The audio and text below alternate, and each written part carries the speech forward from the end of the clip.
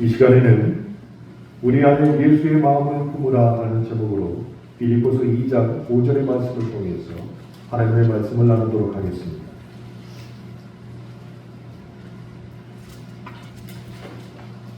빌립보서 2장 5절의 말씀은 앞쪽에 있는 현수막에도 기록되어 있습니다.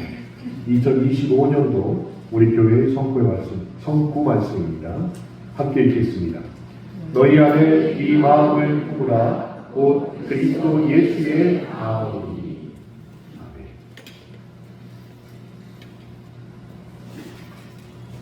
아멘.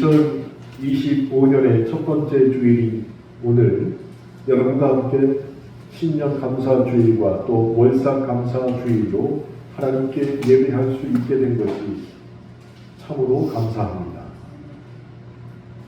앞으로 저와 여러분이 맞이할 2025년의 쉬운 두 번의 주일 예배에 오늘 느꼈던 이런 감동과 기쁨이 늘 함께 하시기를 주님의 이름으로 축원합니다. 목사인 제가 설교를 준비하고 또 준비된 원고를 통해서 여러분 앞에서 설교를 할 때 때로는 저 스스로 당혹스러울 때가 있습니다. 나에게 이런 문제가 있는데 내 마음이 이렇게 편치 않은데 내가 이런 마음을 가지고 어떻게 주의 말씀을 설교를 하지? 그런 경우가 쉬운 두 번의 주일 예배 중에 손에 꼽히도록 있다는 것입니다. 그때 정말로 당혹스럽습니다. 그때 목사이면서 또 설교자로서 할 수 있는 것은 강단에 올라와서 먼저 기도하는 것밖에 없습니다. 그래서 하나님, 제 마음에 평안이 없습니다. 이런 문제 속에서 제가 해결하지 못한 문제들을 여전히 제 마음에 가지고 이 자리에 왔습니다. 그런데 주의 말씀을 전해야 됩니다. 하나님, 주의 말씀을 어떻게 전할 수 있습니까? 하나님, 저를 붙잡아 주세요. 이렇게 기도할 수밖에 없습니다. 그런데 그때마다 제 마음이 불편하고 해결되지 않은 문제로 설교하는 것조차 힘들어하는 그때마다 하나님 앞에 기도할 때 하나님께서는 저에게 매번 똑같은 음성으로 대답을 해 주십니다. 평안하라, 평안하라. 이렇게 음성을 주십니다. 그래서 지금까지 지내왔습니다. 마찬가지로 오늘 여러분의 삶에도 하나님이 주시는 음성이 분명히 있습니다. 당혹스러운 이 세상 가운데서 우리는 그때마다 주님의 음성에 집중하고 그리고 주님을 바라볼 때 우리들에게 주시는 그 평안함이 다시 우리를 세울 수 있다는 것을 매번 경험하게 됩니다. 그런데 같은 하나님을 믿는데 하나님의 음성과 또 하나님이 주시는 마음이 분명 그리스도인들에게는 존재한다는 것을 아는데 왜 같은 그리스도인으로서 순종하는 태도와 그 마음에는 차이가 있냐는 것입니다.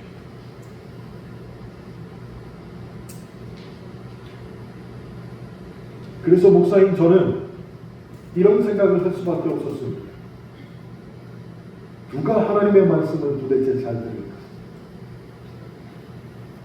어떤 마음을 가지고 있어야 하나님께 순종하며 어떤 마음을 가지고 있어야 하나님의 말씀을 잘 들을 수 있을까?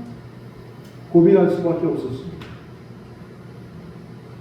제가 내린 결론은 다음과 같습니다. 하나님의 말씀을 나에게 하셨을 때 오늘 나에게 주신 말씀을 정말로 잘 순종하는 사람, 오늘 지금 이 시간 나에게 주신 말씀을 그때 바로 순종할 줄 아는 사람, 그 사람이 진짜 순종하는 사람이고 그 사람에게 하나님은 다음 걸음을 열어주신다라는 경험과 그리고 교리가 저를 붙잡았다는 것이죠. 성경도 이렇게 말씀하셨습니다. 주의 말씀은 내 발의 등이라고 말씀을 하셨습니다. 그런데 그 등은 멀리 비추는 서치라이트가 아닙니다. 그냥 바로 코 앞을 비추는 희미한 등입니다. 주의 말씀이 바로 내 앞을 비추고 있다는 것입니다. 성경에 보니까 요셉의 삶도 그랬습니다. 요셉이 그렇게 고생할 때 하나님이 이렇게 말했으면 얼마나 좋았을까요? 야 요셉아, 조금만 참아라. 너 총리 대신 할 수 있는 각본이 지금 네 앞에 펼쳐져 있다. 지금 참으면 너 나중에 총리 된다니까? 하나님이 이렇게 얘기했으면 요셉이 그때 얼마나 참기가 쉬웠겠냐. 근데 하나님은 결코 그렇게 말씀하지 않으셨습니다. 요셉에게도 그 희미한 등불을 발등에 붙여주셨을 뿐이에요. 그래서 요셉아, 그냥 오늘을 살아라. 오늘 하루가 지나가면 네가 언젠가는 나의 큰 그림을 볼 수 있을 것이다. 매일매일 그렇게 말씀을 하셨습니다. 그렇게 그 정도만 요셉에게도 말씀을 하셨습니다. 그런데 우리가 뭐라고? 하나님 나에게 서치라이트 같은 불빛을 비춰주시사 내 30년 후가 어떻게 될 건지 보여주시옵소서 기도하는 건 글쎄 옳지 않은 것 같습니다. 그래서 저는 하나님의 위대한 뜻을 너무 거창하게 그리고 장기적으로 보는 것보다 오늘 내게 주시는 말씀에 정말로 진실한 순종을 할 때 그것이 나의 길을 하나님 앞으로 인도하는 등불을 따라가는 삶으로 변모시킬 수 있다라고 말씀을 드릴 수 있을 것 같습니다. 제가 그렇게 생각하는 이유가 있습니다. 여러분, 우리가 아무리 감추려고 해도 하나님 앞에서는 절대로 감출 수가 없는 것이 우리의 마음이기 때문입니다. 우리가 한 가지 혼돈하는 게 있어요. 하나님의 마음과 우리의 마음이 같다라고 잘못 생각할 때가 있습니다. 그런데 아닙니다. 하나님은 우리와는 다르십니다. 우리가 서로의 얼굴을 본다고 해서 그 사람의 마음을 알 수 있을까요? 자, 옆에 계신 분의 얼굴 한번 바라보세요. 네. 옆에 계신 분의 지금 마음을 아실 것 같아요? 모릅니다. 그 사람이 지금까지 지었던 은밀한 죄를 얼굴을 본다고 알 수 있을까요? 전혀 알 수 없습니다. 그런데 우리 주님은 아신다는 것이에요. 주님의 눈에는 우리들이 입고 있는 옷이 중요한 게 아니고 우리의 마음의 중심이 주님의 눈에는 다 들여다 보인다는 것입니다. 그런데도 정말로 말도 안 되는 정말로 끔찍하고 더럽고 악한 생각을 마음에 품고 있거나 은밀한 가운데 아무도 안 보는 줄 알고 지었던 죄를 여전히 마음에 숨긴 채로 옷만 멀쩡히 입고 얼굴만 다듬고 경건의 모습만 띠고 있다면 그것은 주님이 보시기에는 벌거벗은 모습으로 돌아다니는 것과 같다는 것입니다. 2025년도에 제가 이 자리에서 여러분에게 일성으로 드리는 말씀은 하나님 보시기에 은밀한 죄는 없다는 것입니다.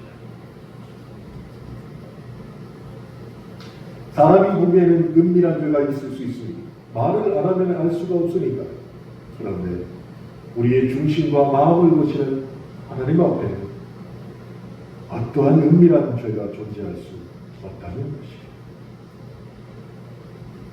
하나님이 알고 계십니다.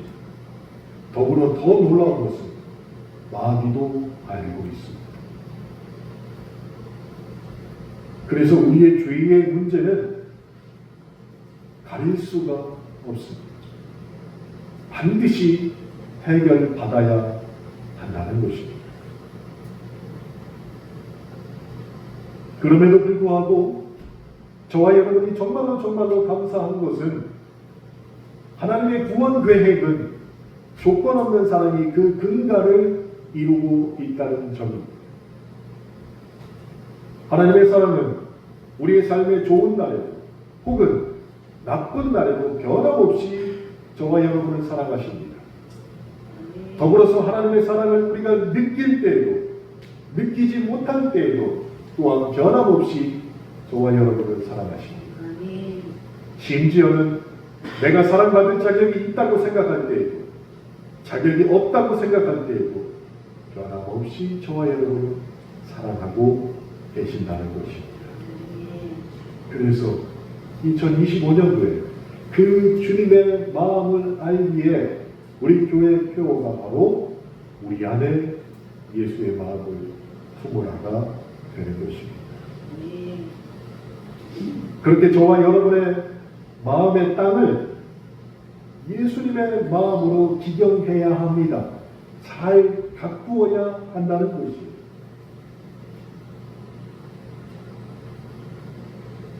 여러분, 우리는 정말로 좋은 세상에 살고 있습니다. 각종 매체의 발달로 모든 것이 편하게 변했습니다. 그 중에 혜택 중에 하나가 TV만 켜면 끊임없이 하나님의 말씀이 쏟아지고 있다는 것이 정말로 훌륭하신 목사님들이 24시간 동안 TV에서 우리에게 말씀을 전하고 계십니다. 우리가 갖고 있는 스마트폰을 통해서도 얼마든지 훌륭한 목사님의 설교를 계속해서 들을 수도 있습니다. 좋은 세상이죠. 그러나 우리의 삶이나 신앙의 현실을 자세히 보면 쏟아지는 엄청난 말씀들에 비해서 우리의 삶이 너무나 초라하다는 것입니다. 우리나라가 뜨겁게 부흥했던 1970년에서 1980년도에는 훌륭하신 분들의 말씀을 듣기도 어려웠습니다. 그곳에 가야 했으니까. 더 놀라운 사실은 말씀이 그다지 은혜가 되지 않았어도 성도들이 열정적 신앙과 믿음이 그 말씀을 그대로 수용해서 불타올랐다는 것이에요. 그런데 지금은 너무나도 좋은 환경임에도 우리의 신앙이 연약해져 있습니다. 왜 그럴까요?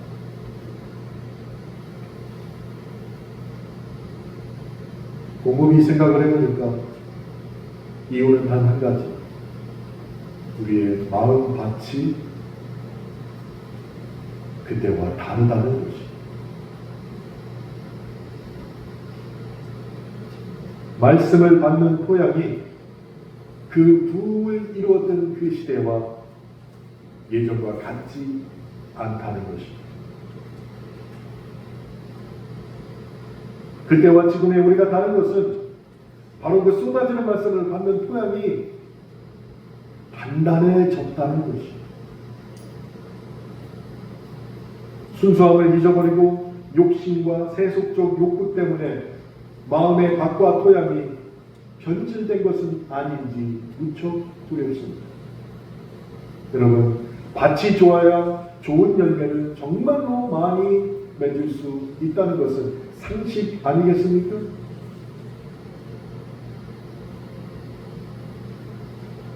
그래야 옥수수를 심든 호박을 심든 좋은 열매를 맺을 수 있습니다. 그런데 밭이 나쁘면 아무리 좋은 씨앗을 심어도 토양이 씨앗을 죽이기 때문에 결국 아무런 열매를 맺을 수도 없다는 것이에요. 제가 지난주에 너무나도 고추가 먹고 싶었어요. 근데 하필 저녁 때쯤에 저희 집사람은 뭐를 사오라고 그랬는데 지금 기억이 안 나네요. 뭐를 사오라는데 편의점에서는 안 파는 반찬을 사오라고. 그래서 제가 추운데, 아니 저녁 9시가 넘었는데 내가 옷을 다시 다 챙겨 입고 저기까지 가서 내가 두부를 사와야 되냐 물어봤어. 사오라는 거예요. 순종해야지. 편하게 살려면 순종해야지. 그래서 겨우 나갔습니다. 옷을 다 챙겨 입고 모자까지 쓰고 나가서 두부를 샀는데 고추가 얼마나 탐스럽게 있는지 그래서 고추를 샀어요. 그리고 이틀 동안 저 혼자만 먹었어요. 냉장고에 잘 숨겨놨다가 저 혼자만 밥하고 탁 찍어서 먹었는데 얼마나 맛있게 먹었는지 몰라요. 근데 이것이 여름에는 돈 주고 사서 먹는 게 아니에요. 원어 목사님 댁에 가면은 마당 한 뼘을 경작을 해가지고 고추를 심으시거든요. 1년 내내, 1년은 아니죠. 고추를 수확할 때면 마음껏 먹을 수가 있었습니다. 그런데 그 조그마한 텃밭인데도 맨날 걸음 주시고 지경하시고 막 수없이 하세요. 그러니까 잘 되는 것이죠. 안 그러면 돈 주고 사 먹어야 되잖아요. 조그마한 밭도 그렇게 애를 써야만 좋은 열매를 맺는 게 사실입니다. 그러면 우리의 밭은 우리의 몸 가운데 어디일까요? 우리의 마음인 것이죠. 우리의 마음입니다. 그 마음의 밭을 정말로 좋은 토양으로 만들어야 하나님이 약속하신 진정한 행복과 만족, 무엇보다 하나님이 우리에게 주시는 꿈과 비전, 소망, 그리고 이 땅에서 하나님이 통치하시는 천국을 미리 맛볼 수 있다는 것이죠. 그래서 자신의 마음의 밭을 잘 우리는 진단해야 합니다. 2025년도에 내 마음은 지금 어떤 상태인지를 잘 진단이 되어야 한다는 것이죠. 여러분, 어떤 병이든 정말로 잘 진단해야 그 병을 확실히 고칠 수 있잖아요. 잘못된 진단은 잘못된 치료로 이어지고 결국 원래 갖고 있던 병이 더 악화되게 마련입니다.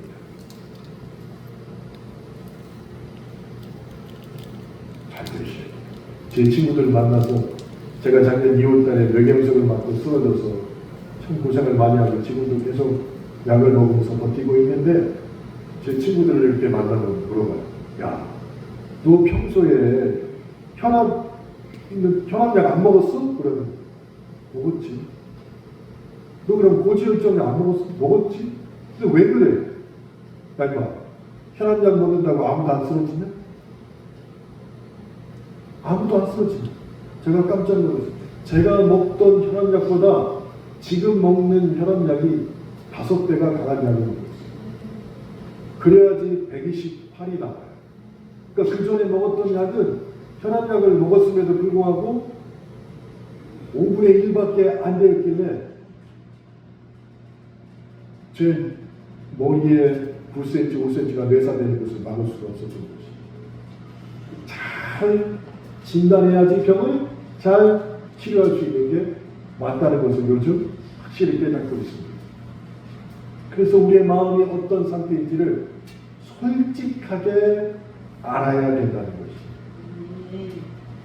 그렇게 자신의 마음의 밭의 상태를 확인했다면 그 다음에 해야 될 일이 무엇이냐? 성령님을 의지하면서 반드시 기도 생활을 규칙적으로 해야 한다는 것입니다. 왜냐하면 우리의 의지와 훈련으로 우리의 마음밭을 바꾸시라는 것이 정말로 쉽지 않기 때문입니다. 그러나 성령 하나님이 도와주시면 우리의 마음밭은 우리가 생각하는 것보다 훨씬 쉽게 그리고 빠르게 바뀔 수 있다는 것입니다. 그리고 다시 열심히 신앙생활을 해야 합니다. 그것이 바로 옥토로 벗긴 마음에 씨앗을 심는 일이기 때문입니다. 그러면서 시간이 흐르면 자연스럽게 우리의 삶에 30배, 60배, 100배의 열매들이 맺히게 되는 것을 보게 될 것입니다. 여러분, 하나님은 여러분보다 더 여러분이 잘 되기를 원하십니다. 이건 사실입니다. 그래서 이 진리를 잊지 마시고 주님께서 여러분을 열매 맺게 하려고 십자가를 지신 것을 묵상하면서 마음의 밭을 기여하는 성숙한 성도들이 되시길 주님의 이름으로 축원합니다. 2025년도의 교회 표어가 우리 안에 예수의 마음을 품으라입니다. 성구 말씀은 빌립보서 2장 5절 우리가 함께 읽었던 것처럼 너희 안에 이 마음을 품으라 곧 그리스도의 예수의 마음이니. 그래서 2025년은 우리가 반드시 예수의 마음을 품고 살아야 할 것입니다. 우리가 살아가면서 가장 중요한 것이 마음이라는 것을 알 수 있는데 이 마음이 정말로 중요한 이유는 그 마음에 무엇을 품고 살아가느냐에 따라서 전혀 다른 인생이 되기 때문입니다. 그래서 예수님께서도 성경을 통해서 우리에게 이렇게 말씀하십니다. 너 친히 내 마음을 배우라. 이렇게 말씀하셨어요. 마태복음 11장 29절로부터 30절에 나는 마음이 온유하고 겸손하니 나의 명예를 메고 내게 배우라. 그리하면 너희 마음이 쉼을 얻으리니 이는 내 멍에를 싣고 내 짐은 가벼우리라 하십니다. 이 말씀을 통해서 너 친히 내 마음을 배우라 라고 말씀하셨습니다. 맞습니다. 우리의 마음이 예수님의 마음을 배워야 합니다. 그 예수님의 마음을 배울 때 주님의 꿈을 품고 살아가는 사람이 될 수 있다는 것입니다. 그리고 그 꿈을 품고 열심히 달려가는 사람이 될 수 있습니다. 그러나 반대로 마음에 온갖 염려와 근심을 품고 살아가는 사람은 그 인생이 고단하고 힘들 수밖에 없습니다. 우리의 인생이 얼마나 고단하고 힘든 것을 주님이 아시기에 성경에는 염려하지 말아라, 두려워하지 말아라 라는 말씀이 365번이 기록되어 있습니다. 1년 며칠이에요? 365일이니까 성경에는 염려하지 말아라, 두려워하지 말아라 정확하게 365번이 기록되어 있습니다.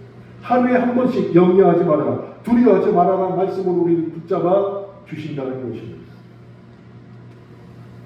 그래서 우리가 품어야 하는 마음은 예수의 마음이 되어야 한다는 것입니다. 그럼 예수님의 마음은 어떤 마음일까요? 빌립보서 2장 7절을 보니까 이렇게 먼저 설명하십니다. 자기를 비워 종의 형체를 가지사 사람과 같이 되셨다. 예수님의 마음이십니다. 자기를 비우셨습니다. 자기를 비움이 얼마나 힘든 일인지 우리 모두가 알지. 예배 올라오기 전에 이재춘 집사님과 말씀을 잠깐 나눴는데 밑에 내려가시면 우리 책들이 쭉 진열되어 있는 곳에 내려놓음이라는 책이 있습니다. 혹시 안 읽으셨다면 꼭 읽어보세요. 그 책. 나를 비운다? 정말 힘든 일입니다. 근데 주님께서는 하나님이신 주님께서 자기를 비우셨습니다. 비우는 것으로 그친 게 아니라 종의 형태를 가지셨고 사람과 같이 되셨다고 그 마음을 우리에게 표현해 주셨습니다. 자기를 없는 존재로 여기신 것입니다. 나는 아무것도 아니다 라고 하나님이신 주님께서 말씀을 하신 것입니다.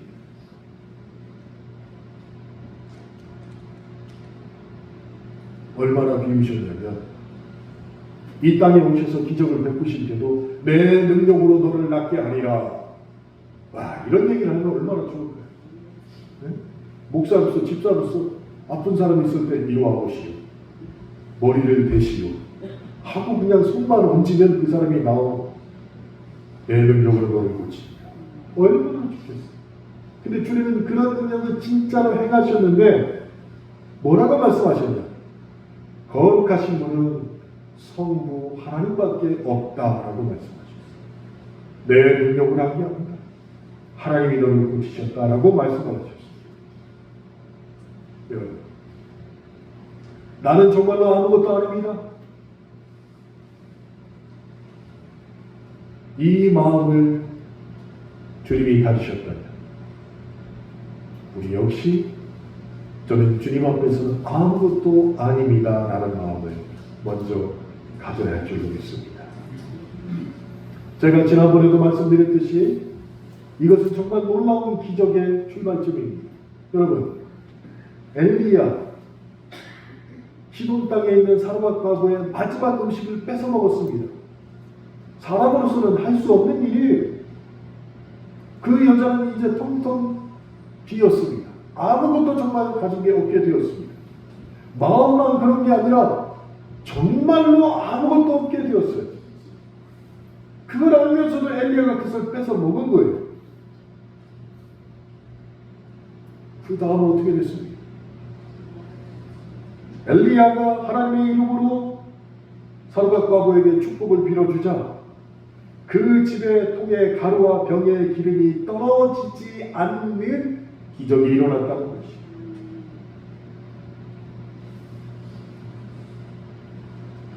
우리 인생도 마찬가지입니다. 한 줌의 가루와 몇 방울의 기름밖에 없어서 어쩌나 싶을 때가 있습니다.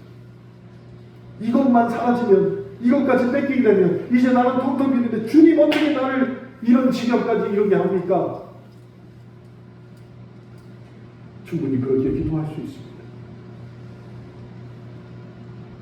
그런데 주님의 마음을 품는 자는 비고 비 마음이 주님의 마음이라는 것을 알았습니다. 주여 이것까지 가져가시옵소서. 그 다음 주님이 알아서 하시옵소서 라고 기도할 수 있다는 것이에요. 그렇게 자기를 비우신 예수님의 비우심 2025년도에 그 마음을 본받으시길 주님의 이름으로 축원합니다. 두 번째는 로마서 10장 10절의 말씀을 통해서 주님의 마음을 배워야 합니다. 로마서 10장 10절에는 사람이 마음으로 믿어 의에 이르고 입으로 시인하여 구원에 이르느니라 라는 말씀을 기록하고 있습니다. 그렇게 비고 비 마음에 첫 번째로 심어야 될 것이 무엇이냐? 주의 말씀을 심어야 됩니다. 주님의 말씀. 주님의 말씀을 심는다는 게 무엇일까요? 내가 들은 복된 주의 말씀, 그 성경 말씀을 내 마음에 먼저 심어야만이 이것이 열매를 맺어서 전할 수 있게 되는 것입니다. 근데 이 사실을 누가 똑같이 했냐면 모세가 그 일을 했습니다. 모세가 마지막 유언에서 그렇게 말씀을 했습니다. 모세의 유언에 이런 말씀이 있습니다. 레위 자손 제사장들과 장로는 너희들은 이스라엘 광야 교회의 지도자가 되어야 한다. 모세의 유언에는 지도자들의 책임감을 상기시키는 내용이 들어가 있는데 그게 무엇이냐? 네 마음속에 성경 말씀을 심고 열매를 맺어 그것을 전수해야 한다. 이게 우리의 마음에 심어야 된다는 내용이에요. 모세 당시에는 신약이 없었습니다. 그러니까 모세가 말한 말씀이 무엇이냐? 십계명을 중심으로 한 하나님의 율법이 변질되지 않도록 정확하게 보존하고 전수하라는 것이 주의 말씀을 정확하게 전하라는 것이. 그런데 단순히 나 자신이 말씀을 아는 데서 멈추는 것이 아니라 너의 자녀와 후대에게도 정확한 주의 말씀을 전하라는 것이. 여러분, 정확하지 않기에 이단들이 나오는 것이. 이단.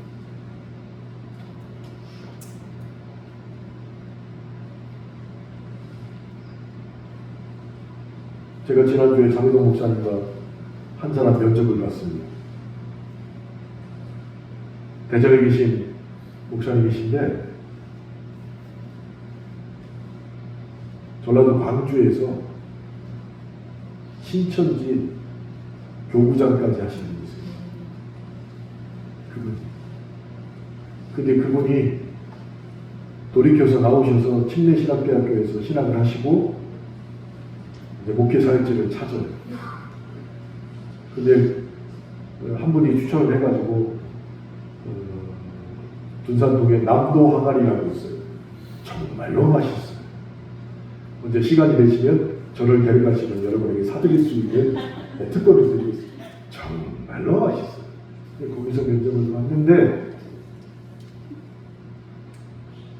여러 이야기 중에 제가 정말로 깜짝 놀란 게 신천지에 들어가시면 헌금을 해야 되는데 목사님 헌금이 몇 종류인지 아십니까? 라고 물어보요. 28가지 헌금을 매주 해야 됩니다. 신천지에 들어오면 28가지 헌금을 매주 해야 됩니다. 그래서 속으로 야 우리보다 낫다. 우리보다 낫다. 그래서 지금 그분 교회는 신천지에서 나와서 일반 교회를 못 가는 거예요. 신천지였다는 이유로. 그래서 나오신 분들을 상대로 교회에서 다시 교육을 시키는 일을 하고 있습니다. 그분을 후원하기 위해서 면접을 보고 후원을 결정을 했습니다. 장인호 목사님과 저희가 부탁한 건 하나였어요. 정말로 주의 말씀을 있는 그대로 전해야 한다. 이게 첫 번째 조건이었어요. 여러분, 정말로 다행스럽게도 우리가 속한 침례교단은 솔라 스크립트, 오직 성경을, 오직 성경에 있는 내용만을 설교하는 교단입니다. 그러니 저도 복 받은 사람이고 여러분도 복 받은 사람. 그러니 그 마음에 오직 성경의 말씀을 올바르게 심으시길 주의 이름으로 축원합니다.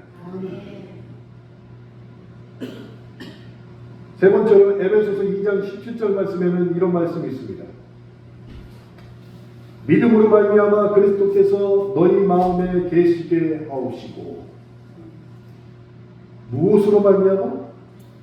믿음으로 말미암아 그리스도께서 너희 마음에 계시게 하옵시고 그리스도께서 우리 마음에 계실 수 있는 방법이 여러 가지가 있습니다. 그런데 비고 비인 마음에 정말로 진수, 정말로 올바른 성경 말씀을 심었단 말이에요. 그래서 그 말씀을 우리는 매일같이 읽고 낭독해야 됩니다. 그래서 개만 올라오다 보면 성경 말씀을 읽으라고 스티커도 만들어놔서 여러분이 붙이시고 계시잖아요. 지금. 주의 말씀을 읽었다는 얘기예요. 주의 말씀을 읽는데 이토록 중요한 것이 내가 주의 말씀을 읽지 않고 누군가에게 듣기만 하다면 말씀이 변절될 우려가 분명히 있다는 것이. 그래서 먼저 읽어야 됩니다. 그리고 설명을 듣는 것이지 아무리 저라도 어떤 목사가 하는 말이라도 그게 하나님의 말씀이 아니라는 거예요. 그 내 눈으로 주의 말씀을 읽어야 됩니다. 읽고 들으셔야 된다는 것이. 그래서 지금 스티커 붙이는 게 그렇게 중요한데 아직도 있다는 것이. 아직도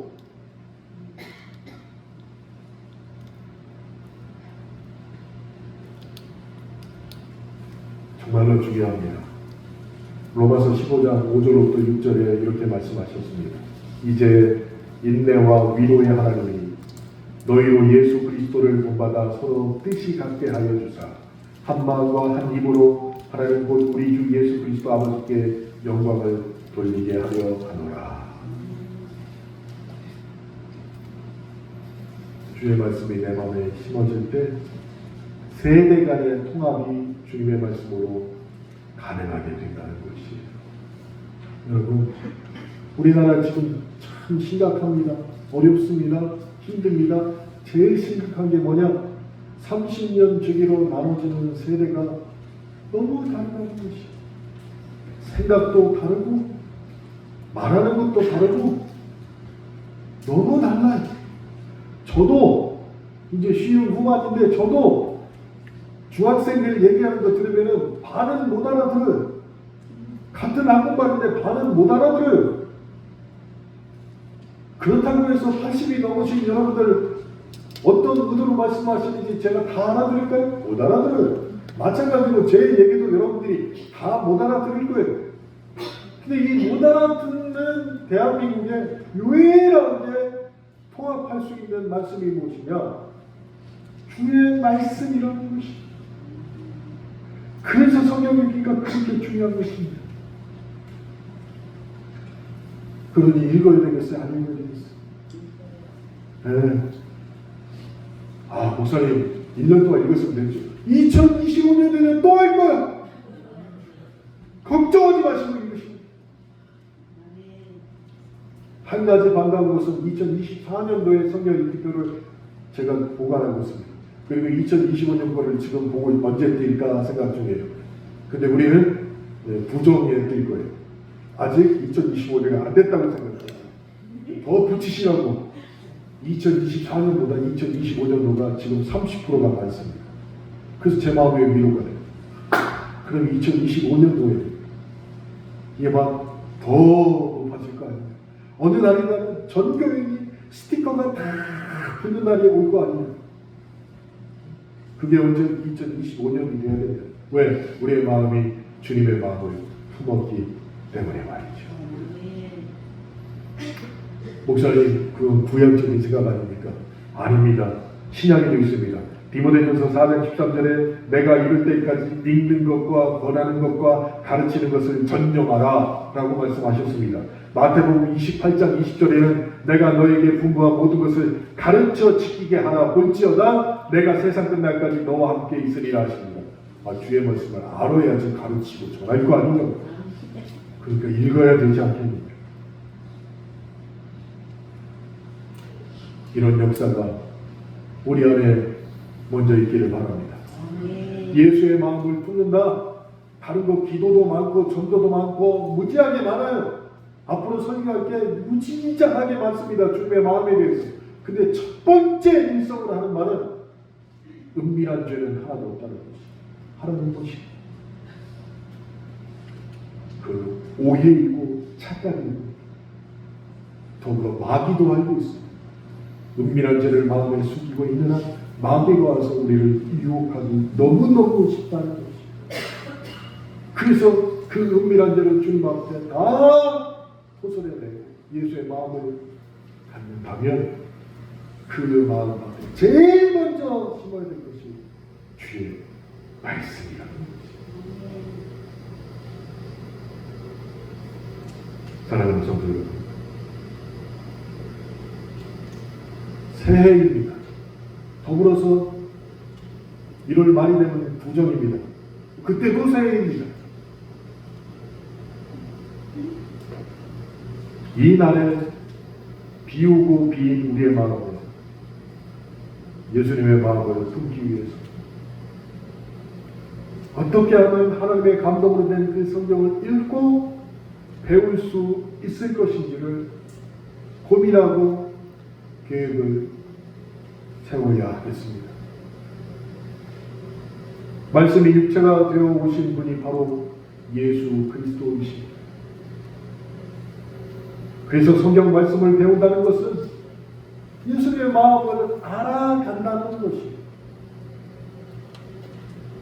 예수님의 마음을 알기 위해서는 우리가 그분의 마음을 알아가며 그분의 마음을 품어야 한다는 것입니다.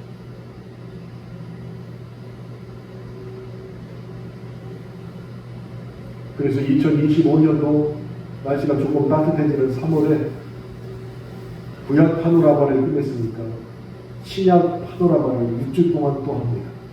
목요일마다.